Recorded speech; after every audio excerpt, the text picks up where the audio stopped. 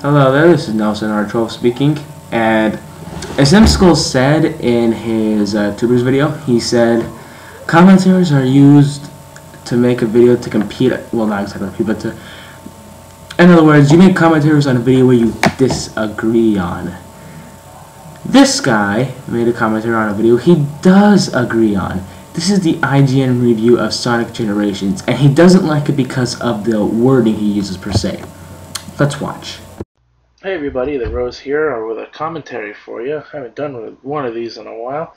This one is on the IGN game review of Sonic Generations. This has been covered a few times already, I know, in some commentaries. More notably by Lucario Trainer 16, whom Ratsutsu Rises said he was bitching about this review. Well, in my opinion, he had every right to. And, well, let's begin, shall we? Is it safe to say Sonic is good again? Seems like the last 2 years have seen numerous fun titles starring the Hedgehog. It's almost enough to make you forget about Werehogs and that time Sonic tried LARPing. He's like the Mickey Rourke of video games. Sure, it looked like he was totally dead for a while, but now he's back and we're ready to love him again. So basically you're saying it's time to start loving Sonic again because Sega made a few decent Sonic games. Kind of. Yeah, they were just that good. Duh. What if the next one sucks? Will it be time to start hating him some more? People will always be hating him, people will always be loving him. It doesn't work that way. And while I'm at it, what is LARPing? So how does Sega explain two Sonics? With time paradoxes, of course. A big purple monster thing steals all of Sonic's friends and dumps him into Limbo, where he meets his past self. You forgot to mention that Eggman uses Time Meter to erase the past because of all the time Sonic has beaten him over the years. That's practically the ending. They're not going to give away the whole entire plot, dumbass. In order to restore time and space, the Sonics have to relive moments from their past and run really fast because that fixes time somehow. You know, I didn't understand that part much either. You know, you're not exactly supposed to bring logic into Sonic games. The entire game is an homage to the franchise, full of in-jokes, familiar locales, and characters. I don't want to spoil the story too much, but if you ever thought, I wish my Sonic game had 100% more Tails the Fox in it, then you're in luck. Mentioning the fact that there are two Tails characters in this game is pretty pointless, because you can't play as him, and it has really nothing to do with this review. It does, because it's an important part of the plot. Just because you can't play as the character doesn't mean you shouldn't be mentioning the character. Everything in Sonic Generations looks good while you're in motion. Like a racing game, it's designed to be sped past quickly. Hold the phone, people. Since when the hell is Sonic a racing game? Last time I remember playing a Sonic racing game was Sonic R, and that was 15 or so years ago. Well, first of all, there's been plenty of Sonic racing games. Sonic R, Sonic Draft, Sega All-Stars Racing. A lot of them. Second of all, he said it was like a racing game. He didn't say it was a racing game. He said like. Like. The layered backgrounds and vistas are nice, but this isn't a game to stop and admire the textures. And if you love Sonic's modern, vocal-fueled soundtrack, why? The new arrangements for the game's iconic tracks are awesome, but I'm most grateful that the game lets you change songs in the levels. There are only so many times you can hear City Escape before you want to kill yourself. You say we can change the songs before or in each stage, but yet then you say we can only hear City Escape so many times before we want to kill ourselves. You know, some of us actually like the music in the game. Like, I'm actually fairly satisfied with some of the music in the game. So I believe you just contradicted yourself by saying you're thankful you can change the music in each stage and then go saying that you basically hate one of the tracks. If you don't like it, change it. That's just what he said. He just said that. He said, I like the music, but it can get old pretty quick, so I'm glad the game has the option to change it. You literally just restated his point. Every major stage in Sonic Generations has two acts. Classic, side-scrolling Sonic, and modern 3D homing attack Sonic. The platforming and the more modern, almost racing game levels fit together nicely.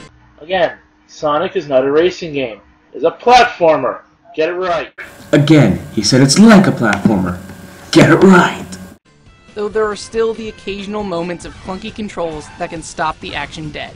Alright, because you as the player making stupid mistakes gives you the excuse to say that this game has poor controls. I call bullshit. There's a difference between clunky controls and bad controls. What's great is that every level is a recreation of a level from a previous game. It's what makes this whole game so cool. And of course there are boss battles. You'll fight familiar bosses and rivals like Perfect Chaos and Metal Sonic. They're fun, but they feel a bit lackluster compared to boss battles of the past, and the overall epicness of the game. There are also challenge missions for each world that mix up the gameplay. Most are cool, but a few of them, usually the ones starring Sonic's dumb friends, are annoying. Thankfully, they're almost completely optional, so you can just play the good ones. Sonic's stupid friends, huh? Just when I thought you were going good. Well, unless you consider Tails and Knuckles and Amy stupid, Shadow and Silver and Blaze and them, well, personally I don't really care much for Cream, so go ahead and bash her all you want. Don't bash any of the characters except for this one character. But seriously, the rest of them are pretty damn cool, so don't go and say they're stupid. And no, they're not completely optional, you dumbass. If you're an achievement hunter like a lot of people are, you have to do them all. First of all, the characters are based on opinion. Some people like them, some people hate them, and people are going to always have their opinions on them. Second of all, not everyone is an achievement whore. Okay, so not everyone is going to have to play all the stages. Sonic Generations is a love letter to the Blue Blur, a Sonic game for Sonic fans. It seems like Team Sonic finally listened to the fan base and took everything that didn't suck about the last 2 decades of Sonic and put it in one game. The levels are great, the action is mostly tight, and the nostalgia is at its max. For more on Sonic Generations, spin dash to IGN.com.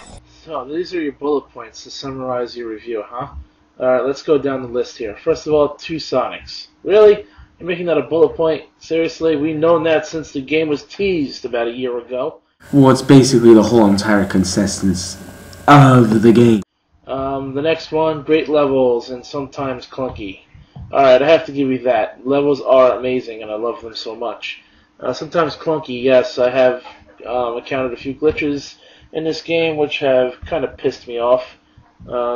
Couple quirky camera moments, that's kind of usual with the 3D Sonic, of course, and a glitch where Sonic was running backwards in the final battle against Time Eater. Yeah, that's kind of strange. Okay, couple things. First of all, you're contradicting yourself. You said earlier in the video how the person was wrong and you were calling bullshit on his claim that the controls were kind of clunky. Now all of a sudden you're agreeing with him. And second of all, there's a difference between clunky controls and glitches. Next, few boss fights. Really? I don't know. This game has 6, 7 of them? 7? Yeah, 7. And that's more than Sonic 1. Hell, if you break apart Sonic 3 and Sonic and Knuckles, this game has more than those games also. And it also has more boss fights than Sonic 4. Gee, man, you really don't think before you speak, do you? And neither do you, given this commentary. Well, now it's time for my judgments at the end of this commentary here. Personally, Mr. IGN Reviewer, you failed to mention a lot of things about this game. You failed to mention about being able to play Sonic 1 on this game. You failed to mention about being able to unlock the older music in the game throughout various Sonic games. You failed to mention anything about Sonic's big variety of skills he has in this game. You failed to mention being able to unlock artwork and videos in this game and whatnot. You failed to mention that you can play as Super Sonic again in this game. You know, this to me is a piss-poor, half-assed, sorry excuse for a game review, and personally I think you need to learn how to think before you speak and learn how to review a game the right way and cover pretty much all the aspects of the game, you know, to do it right. Because otherwise you're going to make yourself out to be a jackass like you just did. Well, that's the end of this video. I am the Rose saying see ya. Till next time, please comment, rate, and subscribe. Peace. And that's the end of the video. Okay. Now, it's very weird for you to do a commentary on a video you agree on. You make it perfectly clear that you like Sonic Generations. If that's the case, so why are you doing a commentary on a review that gives a good review of the game? Second of all, the idea of a review is to give an overview of the game. He covered the gameplay, provided examples, therefore that makes it a good game review, retard. I'm nelsonr12, thanks for watching.